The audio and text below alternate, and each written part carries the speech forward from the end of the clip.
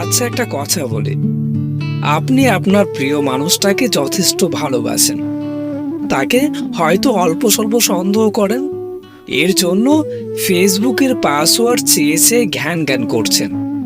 সে বিরক্ত হয়ে আপনাকে না হয় ফেসবুকের পাসওয়ার্ডটা দিয়েও দিল। এরপর সে আরেকটা আইডি খুলে যার সাথে খুশি মেসেজের পর মেসেজ করে গেল। আপনি কি এসব দেখতে পারবেন কখনো? না, কারণ যে ঠকানো সে হাজার উপায় খুঁজে আপনাকে ঠকাবেই।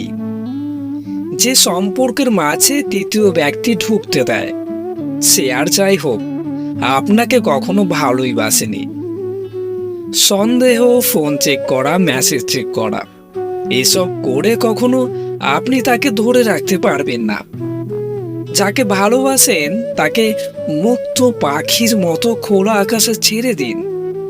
যদি সে আবার ফিরে আসে তবে সে আপনাকেই চায়, আর যদি ফিরে না আসে তবে তার অপেক্ষায় চোখের জল ফেলা নেহাতই বোকামি।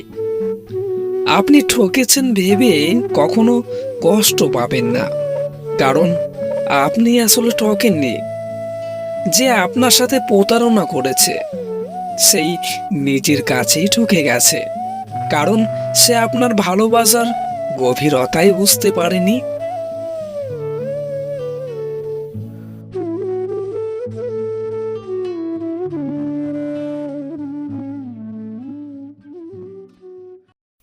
গল্পটি কেমন লাগলো? যদি ভালো লেগে থাকে লাইক, কমেন্ট, শেয়ার এবং সাবস্ক্রাইব করতে ভুলবেন না। গল্প পাঠে আমি কুসদাস। দেখা হচ্ছে পরবর্তী ভিডিওতে।